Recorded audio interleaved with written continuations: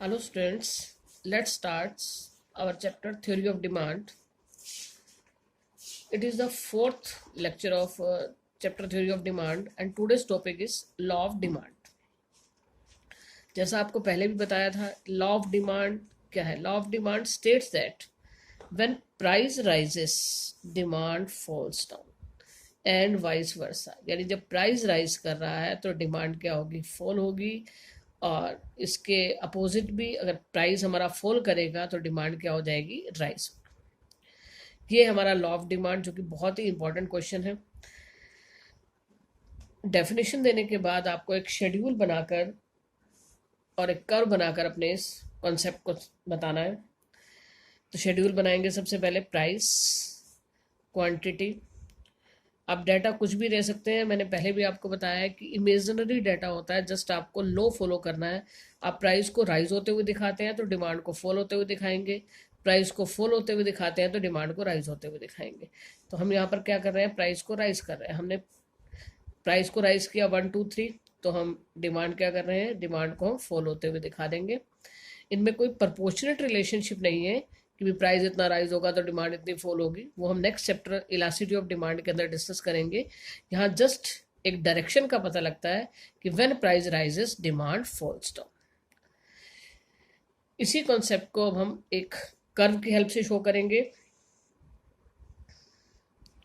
आपको जितनी भी कर्व्स ड्रॉ करनी है अपनी नोटबुक के ऊपर, आपको पेंसिल स्केल लेते हुए ड्रॉ करनी है। वाई एक्सिस पर प्राइस दिखाया गया, एक्स एक्सिस पर हमने क्या दिखाया है? क्वांटिटी ली है। व्हेन प्राइजेस ओपी, तो हमारी डिमांड कितनी है? O Q. जब प्राइस ओपी है तो डिमांड है ओ क्यू। और जब प्राइस फॉल हो जाता है तो डिमांड क्या हो जाती है? राइज हो जाती है। प्राइस रिड्यूस होकर ओपी वन हो गया, यानी ओपी से प्राइस रिड्यूस होकर ओपी वन हो गया। ये हो गया रिडक्शन इन प्राइस, पी से पी वन तक। तो डिमांड क्यू से क्यू वन तक राइज हो गई, यानी प्राइस के फॉल होने से डिमांड क्या हो गई? राइज हो गई। तो ये है हमारा लॉ ऑफ डिमांड। इन दोनों पॉइंट्स को हम ज्वाइन कर देंगे और ये बन गया हमारा डी डी डिमांड कर्व। जो भी शेड्यूल, जो भी कर्व हम बनाते हैं उसको हम एक्सप्लेन करेंगे। एक्सप्लेनेशन सुन लीजिए एक बार आप लोग। Quantity lies on X axis, price on Y axis. When price of the commodity is OP, जब प्राइस हमारा ओपी है तो क्वांटिटी डिमांडेड कितनी है? O Q. When price falls down, price fall होकर ओपी से ओपी वन हुआ, then quantity demanded is O Q one. And DD is the demand curve, and this curve shows inverse relationship between price and demand. Inverse relation, inverse relationship. कोई भी लो हम करते हैं, हमें उसकी अजम्पशंस को साथ में लेके चलना पड़ता है। कोई भी लो विदाउट अजम्पशन कंप्लीट नहीं माना जाता। तो यहाँ पर भी कुछ अजम्पशंस हैं, लॉ ऑफ डिमांड की कुछ अजम्पशंस हैं। और इससे पहले आपने जो टॉपिक किया था डिमांड फंक्शन, अगर मैं आपको सिंपल तरीके से बताऊं कि उसका first point price of the commodity को हम छोड़ देते हैं, तो रिमेनिंग जितने भी पॉइंट्स थे हमारे उसके अंदर हमने उनको क्या लेना है? कांस्टेंट। मैं बता रही हूँ फर्स्ट पॉइंट क्या होगा इसके अंदर? Test and preferences of the consumer remain constant. तो फर्स्ट पॉइंट हमने क्या लेना है? Test and preferences remain constant. उसके बाद सेकंड पॉइंट हम लेते हैं कि there will no change in the price of related goods. ना तो रिलेटेड गुड्स के प्राइस में कोई चेंज होगा, ना ही कंज्यूमर के टेस्ट एंड प्रेफरेंसेस में कोई चेंज होगा। नेक्स्ट अगर हम कहें there is no change in income of the consumer, consumer की इनकम में कोई चेंज नहीं है। और नेक्स्ट अगर हम और कहते हैं consumer do not expect any significant change in the availability of the commodity in the near future, यानी कंज्यूमर नियर फ्यूचर में भी इस चीज़ की होप नहीं रखता कि किसी चीज़ के प्राइस के अंदर, किसी चीज़ की अवेलेबिलिटी के अंदर कोई भी चेंज आएगा। ये है हमारी अजम्पशन। यानी इन सब चीज़ों को हम कांस्टेंट मानेंगे, इन सारे पॉइंट्स को कांस्टेंट मानेंगे, तभी हम प्राइस का इफेक्ट क्वांटिटी के ऊपर देख पाएंगे। तो लॉ ऑफ डिमांड, जैसा मैंने आपको बताया कि law of demand states that when price rises demand falls down। तो यहाँ पर हम एक चीज और लिख लेंगे, other things remain constant, other things remain constant। ये आपको और साथ में नोट करना है इसके अंदर। तो वो अदर थिंग्स क्या है जो मैंने आपको बताई कि प्राइस रिलेटेड गुड्स का कांस्टेंट रहेगा, इनकम बायर की जो है वो कांस्टेंट रहेगी, उसमें कोई चेंज नहीं होगा। इसके साथ साथ कंज्यूमर के टेस्ट एंड प्रेफरेंसेस में कोई चेंज नहीं आएगा, और नियर फ्यूचर में भी कमोडिटी की अवेलेबिलिटी में चेंज होने के कोई भी चांसेस नहीं है। तो these are the assumption of the law of demand. 2 of lecture 4th of theory of demand. Now topic is, why does demand curve slope downward? Demand curve का स्लोप डाउनवर्ड क्यों होता है? आपने डिमांड कर्व अभी तक इस chapter के अंदर कई बार ड्रॉ की। डिमांड कर्व का स्लोप हमेशा ही हम इस तरह से बनाते हैं, downward. Now question is, why does demand curve slope downward? First point, law of diminishing marginal utility. पहले तो क्वेश्चन का मतलब एक बार फिर से समझ लीजिए कि प्राइस के राइज होने पर डिमांड कम क्यों होती है। लॉ ऑफ ये डिमांड कर्व का स्लोप डाउनवर्ड होने का मीनिंग क्या है कि डिमांड फॉल क्यों होती है। There are so many reasons. पहला रीजन क्या है? Law of diminishing marginal utility. Now what do you mean by law of diminishing marginal utility? घटती सीमांत उपयोगिता का नियम। क्या होता है? According to this law, as consumption of a commodity increase, marginal utility of each successive unit goes on diminishing.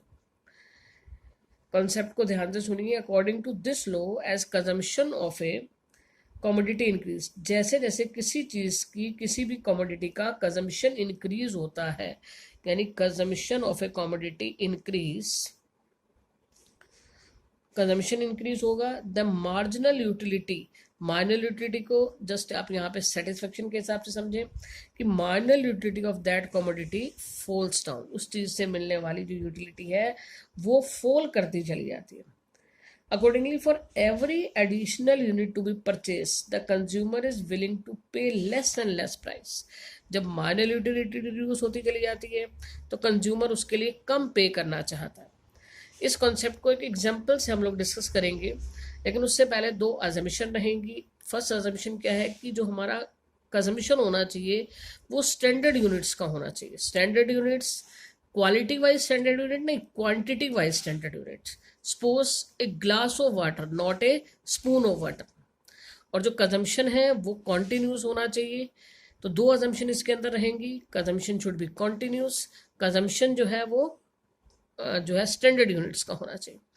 तो ऐसे में जैसे जैसे हम किसी चीज, किसी कमोडिटी की ज्यादा यूनिट्स यूज करेंगे तो उससे मिलने वाली सेटिस्फेक्शन फॉल होती चली जाएगी। सपोज आपने 1 गिलास पानी का पिया, आपको बहुत ज्यादा सेटिस्फेक्शन मिली, उसी समय आप 1 गिलास और वाटर का ले लेते हैं तो उससे मिलने वाली सेटिस्फेक्शन पहली यूनिट से मिलने वाली सेटिस्फेक्शन के कंपेरेटिवली कम होगी।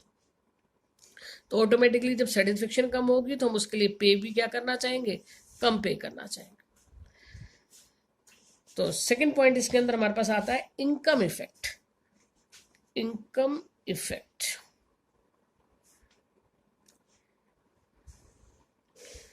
इनकम इफेक्ट, यहां पर हम रियल इनकम इफेक्ट की बात कर रहे हैं। अब ये रियल इनकम इफेक्ट क्या है? Real income effect, real income is that income which can be measure in terms of goods and services, जिसे हम मेजर करते हैं in terms of goods and services, terms of goods and services। किसी भी person का आप example ले लीजिए। सपोज उसकी इनकम 30,000 रुपीज पर मंथ है, तो वो तो उसकी नॉमिनल इनकम है। उससे जितनी गुड्स एंड सर्विसेज वो परचेज कर सकता है उसे हम कहते हैं रियल इनकम।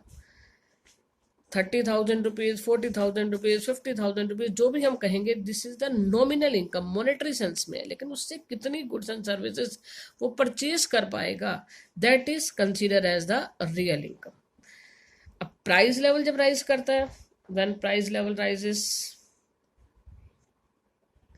तो रियल इनकम क्या होगी? रियल इनकम फॉल हो जाती है। जब प्राइस लेवल राइज होने लगता है, यानी इन्फ्लेशन आने लगती है, महंगाई आने लगती है, तो रियल इनकम फॉल हो जाती है। और रियल इनकम फॉल होने से क्या होता है? डिमांड भी फॉल होना स्टार्ट हो जाती है। डिमांड भी हमारी फॉल होती है। जो एरो नीचे की तरफ दिखाया गया ये फॉल को शो कर रहा है, और एरो इस तरह से ऊपर ये राइज को शो कर रहा है। तो पॉइंट क्या था बेटा कि रियल इनकम इफेक्ट की हम बात कर रहे थे, जिसे हम लेके चलते हैं प्राइस लेवल के साथ। When price level rises, then real income of the consumer falls down and demand for the commodity also falls down. Next point हमारे पास आता है substitution effect. Substitution effect,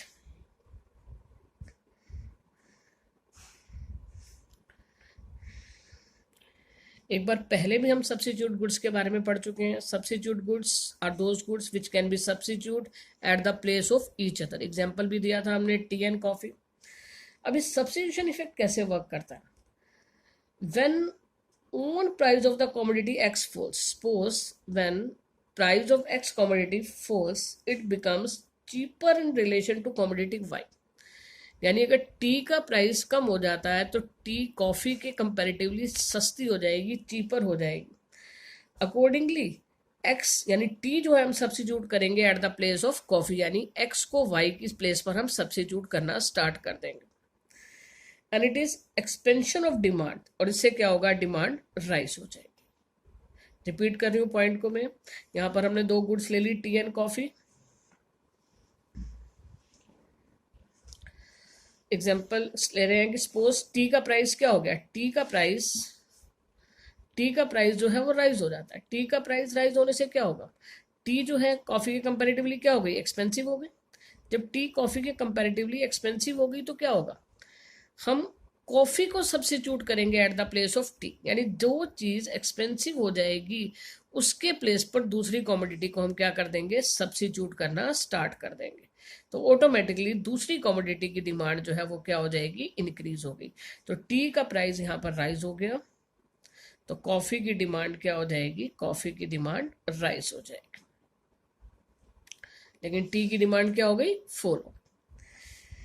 next हमारे पास आता है size of the consumer group.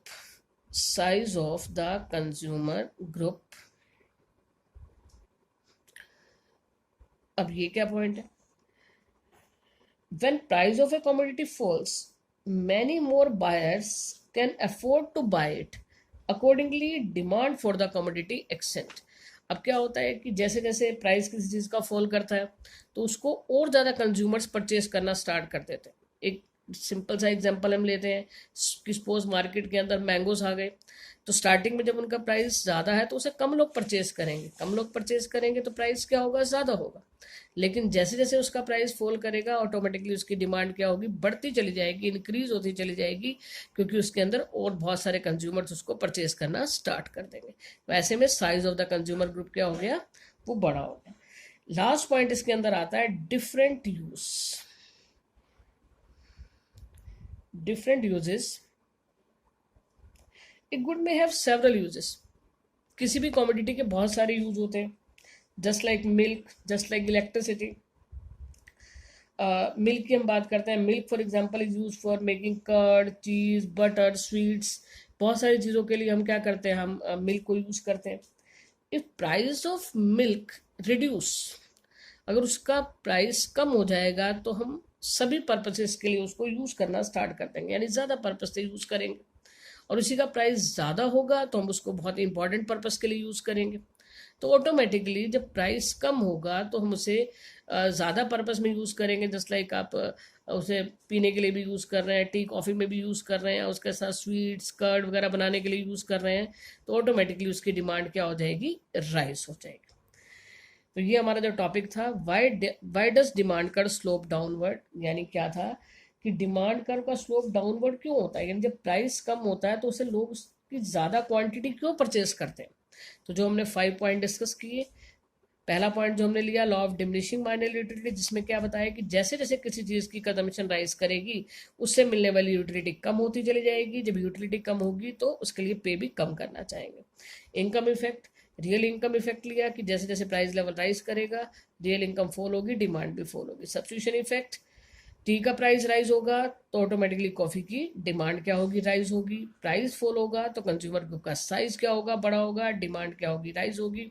और अगर प्राइस ज़्यादा हो जाता है तो कंज्यूमर ग्रुप का साइज छोटा हो जाएगा. और डिफरेंट यूजेस में आपने ये डिस्कस किया कि प्राइस ज़्यादा होने पर तो उसे सिर्फ इंपॉर्टेंट पर्पज़ के लिए यूज़ किया जाएगा, तो ऑटोमेटिकली डिमांड उसकी क्या होगी? कम हो जाएगी. तो ये दोनों जो टॉपिक हम लोग ने आज डिस्कस किए, law of demand and why does demand curve slope downward, आप इनको अच्छे से इनके नोट्स प्रिपेयर करें. और कोई भी क्वेरी है तो आप ऐप के ऊपर जो है क्वेरी कर सकते हैं. Now thank you.